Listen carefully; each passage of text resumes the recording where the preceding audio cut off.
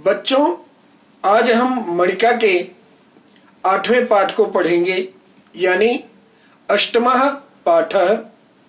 इसका शीर्षक है आज तिरुकुरल सूक्ति सौरभम। इस शीर्षक का अर्थ होता है कि तिरुकुरल ग्रंथ की सुंदर उक्तियों की सुगंध। अब इसके विषय में आपको पहले जानकारी देता हूं। इस पाठ का सार इस प्रकार से है। दक्षिण भारत में तिरुवरुवर नामक एक महान संत हुए हैं। इन्होंने तिरुकुरल नामक एक पावन ग्रंथ की रचना की है। इसमें सूक्तियों का संग्रह है। वहां के लोग प्रतिदिन श्रद्धा पूर्वक इन सूक्तियों का पाठ करते हैं। इस पाठ में इसी ग्रंथ के कुछ पद्य संस्कृत भाषा में अनुवाद करके दिए गए हैं। तो आइए हम भी इसे श्रद्धा पूर्वक पढ़ेंगे और ज्ञान में वृद्धि करेंगे। पहला श्लोक इस प्रकार है। पिता यच्छति पुत्राय बाल्ये विद्याधनं महत् पितास्य किं तपस्तेपे इत्युक्तिस्तत्कृतज्ञता। पहले इसका अन्वय देखते हैं। अन्वय का मतलब तो आप लोग जानते ही हैं। श्लोक को क्रमबद्ध रखना, कर्ता कर्म क्रिया के अनुसार श्लोक का प्रयोग करना ही अन्वय कहलाता है। तो आइए पहले अन्वय श्लोक का देखते हैं। पिता पुत्राय बाल्ये महत् विद्याधनं यच्छति। अस्य यानी पुत्रस्य पिता किम तपः तेपे इति उक्ति ही तत्कृतज्ञता भवति। अब इसके एक एक पद का हम अर्थ देखेंगे।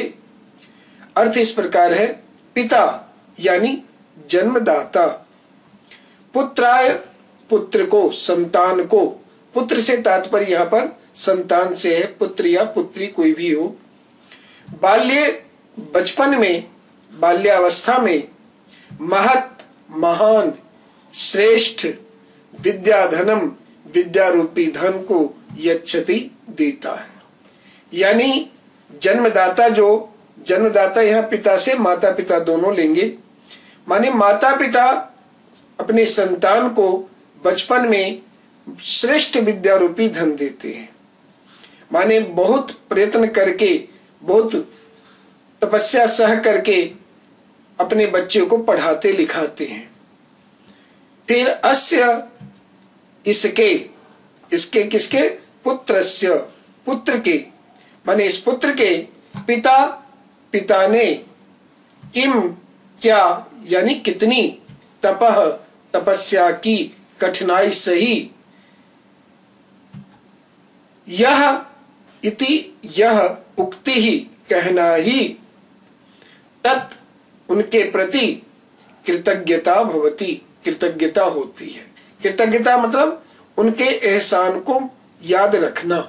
माता पिता के जो हमारे ऊपर एहसान है, माता पिता ने जो हमारे लिए कष्ट सहे हैं, उन कष्टों का स्मरण रखना, उनको कहना, यही माता पिता के प्रति कृतज्ञता होती है।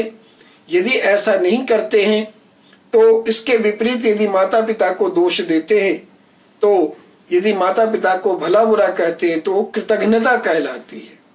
तो आपने अच्छी तरह से अर्थ समझ लिया कि जन्मदाता यानी माता पिता संतान को बचपन में श्रेष्ठ विद्या रूपी धन देते हैं।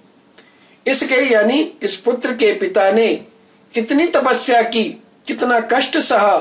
तपस्या से मतलब है कष्ट सहने से, कितना कष्ट उठाया, यानी हमारे लिए माता पिता ने कितना कष्ट सहा है, यह कहना ही उनके प्रति यानी माता पिता के प्रति कृतज्ञता होती है। तो ये कृतज्ञता कहते हैं इसे, यानी दूसरों के एहसान को मानना, स्मरण रखना, उसको दूसरे जगह व्यक्त करना, ये कृतज्ञता कहलाती है। अब इसके पूरे अर्थ को आप देखिए। पिता पुत्र को बचपन में महान विद्या रूपी धन देता है। इसके यानी पुत्र के पिता ने क्या यानी कितनी तपस्या की, तपस्या माने कितनी कठिनाई सही, यह कहना ही उनके प्रति पुत्र की जो है कृतज्ञता है। कृतज्ञता का अर्थ होता है उपकार को मन से स्वीकार करना। तो आपने समझ लिया कि कृतज्ञता किसे कहते हैं। एक उदाहरण देकर के बताया कि माता पिता जिस तरह हमारे जीवन को बनाने के लिए कष्ट सहते हैं, उसी तरह हमारे जीवन को संवारने में बहुत लोगों का हाथ होता है। तो उन सब के प्रति हमारे मन में कृतज्ञता होनी चाहिए। अब इसका भाव इस प्रकार से है। इस श्लोक के माध्यम से संत तिरुवल्लुवर जी ने यह संदेश देना चाहते हैं कि जीवन में कभी भी माता पिता को नहीं भूलना चाहिए, उनके प्रति कभी भी कटु वचन यानी कड़वे बोल नहीं बोलना चाहिए, क्योंकि माता पिता अपना सारा सुख त्याग कर संतान के जीवन संवारने में लगा देते हैं। कोई भी कष्ट सहना पड़े उसे वे खुशी खुशी सह लेते हैं।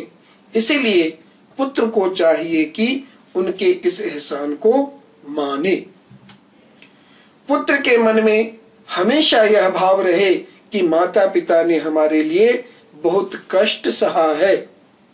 यह भाव ही कृतज्ञता कहलाती है। जिसके मन में ऐसा भाव नहीं होता है वह व्यक्ति कैसा कहलाता है? कृतज्ञ कहलाता है। यानी जो उपकार को अपने भुला देता है, उपकार को मानता नहीं है, मन में नहीं रखता है, वह व्यक्ति समाज में कृतज्ञ कहलाता है और कृतज्ञ व्यक्ति नीच व्यक्ति कहलाता है। तो आपने इसके भाव को हृदयंगम कर लिया होगा। अब इसके कुछ विशेष पदों पर हम ध्यान देते हैं। विद्या धनम जो यह पद है, इस पद का विशेषण है महत् पद। यच्छति यह जो क्रियापद है, इस क्रियापद का करता है पिता पद, और कृतज्ञता का विलोम होता है कृतज्ञता। तो अब आपने पहले श्लोक को भली भांति जान लिया। अब हम दूसरे श्लोक में चलते हैं।